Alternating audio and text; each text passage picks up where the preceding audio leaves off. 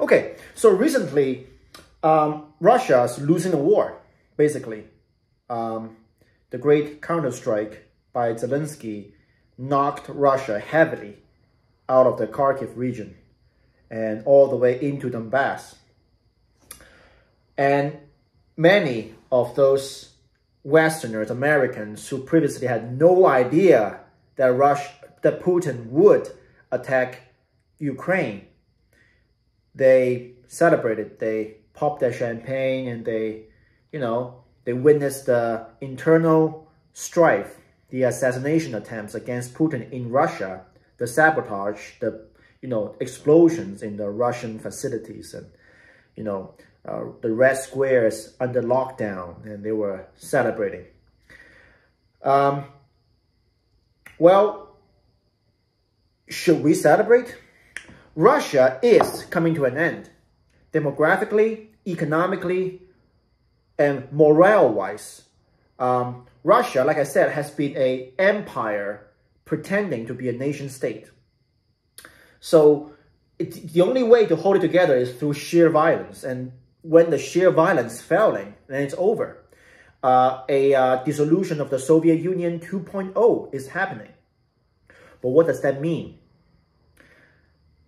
If this process is not well guided, or even not well regulated, well participated by the free world, then you can be as sure as the television or PC monitor in front of you that Siberia would speak Chinese. The vast resources of Siberia, of the Russian East, will fall under Chinese dominance.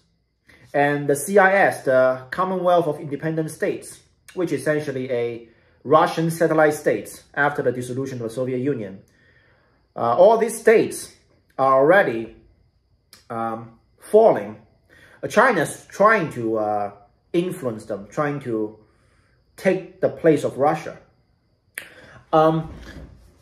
So, however you think Russia is evil, since the dissolution of the Soviet Union in 1991, Russia had its constitution. And compared with the volatile, emotional, cultural Chinese, Russian have been more adherent to rule of law. Even during the Soviet times, the Soviet laws were more observed, particularly after Stalin. In the Chinese Communist Party, however, law are joke. Law are essentially tapestry. What actually matters within Chinese Communist Party is the same way that within 2,000 years of totalitarian monarchy in traditional China, so-called traditional China, that is after the Zhou dynasty. What matters is court intrigue. What matters is how the emperor, the eunuch, the bureaucrats, the local gentry interact with each other. So, after the dissolution of the Soviet Union, Russia did have a constitution. And if you recall, Putin painstakingly tried to modify the Russian constitution in order for him to be a perpetual ruler. Well, that means to some degree, however limited, Russia does have constitutional rule, especially compared with China. And it's funny that if you speak Chinese and if you go to some Chinese dissident YouTube channels, you can see they translate Russian debate show, political debate show into Chinese. And those Chinese viewers are amazed at the level of freedom of speech in Russia. Yes, by American standard, Russia is oppressive, but by Chinese standard, Russia is free. They have freedom of speech. They have this domestic political debate show. On one hand, you have a bunch of Russians saying, we're losing the war. Ukraine is stronger than we thought. Ukraine is an independent ethnicity, is an independent identity. Therefore, we need to show respect to the Ukrainian in order to win their hearts and mind. On the other hand, you have this orthodox, chauvinist Russian who's saying, well, we need to pound them even harder because we're too soft on them. That's why we were losing. Nonetheless, you have, left and right, back and forth, a legitimate debate. And that's unimaginable under communist China. No matter under today's Xi Jinping or under the previous Wen Jiabao, Jiang Zemin, those white area party, right? Fake capitalists. So you have to understand, the post-Soviet Russia is more, it's a country run by thieves. It's not a communist state, but it's a post-communist, more like a national socialist state. It's more like Nazi than communist, which means the state control on the civilian lives are less than a communist state. So China definitely is more dangerous, both morally and in terms of real impact. Now, no doubt, militarily, in terms of combat effectiveness, Russian troops, Russian military definitely trump the Chinese, who are the best in, doing goose steps in square formation. Other than that, nothing. But if you think about what has brought the most harm to the world in the last years, is it Russian? How many have Russian killed? Thousands of Ukrainian soldiers, tens of thousands of Ukrainian civilians. That's it. Have Russian brought any harm to you personally? Or to your family, your friends, your acquaintances? Well, because of the trade war, the embargo, your prices have risen up. But it's not that big of a deal, right? The Chinese, however, have killed hundreds of thousands of Americans by Chinese coronavirus and completely wrecked everybody's way of life in the world. Unless you are some indigenous tribe in Amazon jungle, completely oblivious to the world, then maybe you're fine. But, so, if you think about it, the communist Chinese is infinitely more dangerous than the chauvinist Russian. So here's the thing. If the Russian disintegration is not well guided, not well participated by the free world, if we just let it disintegrate just like that, then it is natural for Russia to take over Siberia. The reason that Russia attacked Ukraine at the first place was because Russian, by its demography, by its technology, was not able to patrol its vast border. That's why it felt necessary to push to its natural boundary. The forest of Germany, East Germany, the Carpathian Mountain of Hungary, the rivers of Moldavia, and the vast, empty, harsh desert and dry land of Kazakhstan. That's why Soviet Union pushed that far, and that's why Putin tried to recover those territories. But that it's a show of weakness because Russia was not able to patrol the current Russian border. It's wide open. That's why Russia need to push to all those natural boundaries to seal those gaps. So that's why you had a Ukrainian war. Which means Russia is weak. And Russia is coming to an end. So I am not happy. I am worried. Because whether you like it or not, the militaristic Russian are far more moral than the communist Chinese, which is far more lack of bottom line in terms of implementing unrestricted warfare against the civilians.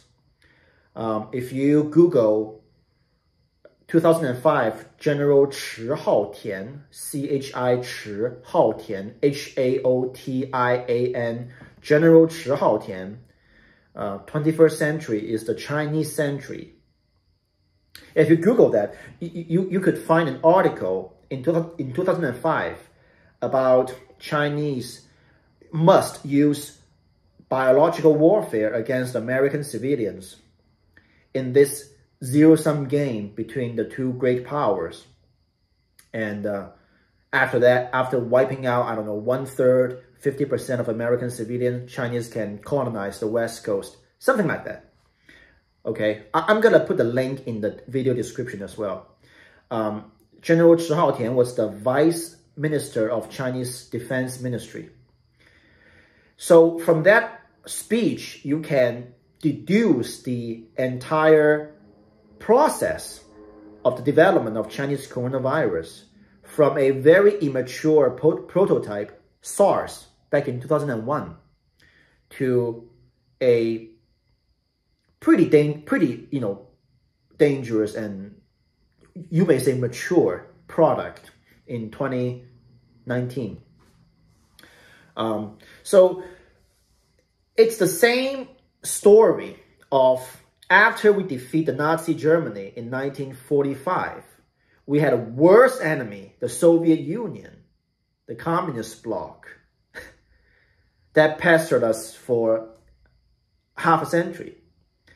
It's the same story if you think about it. You know, the less totalitarian Nazi Putin is being defeated, and the more totalitarian communist China is filling its void. Chinese productivity, Chinese light industry, and Chinese greed far surpass the Russians. So if China get to take a hold on the vast resources of Siberia and Russia East, it will be an ecological disaster. Because if you remember the Soviet history, back in between 1960s to 1980s, the Aral Sea, you know, A-R-A-L, Aral Sea, was a giant inland salty water sea, back in Russia.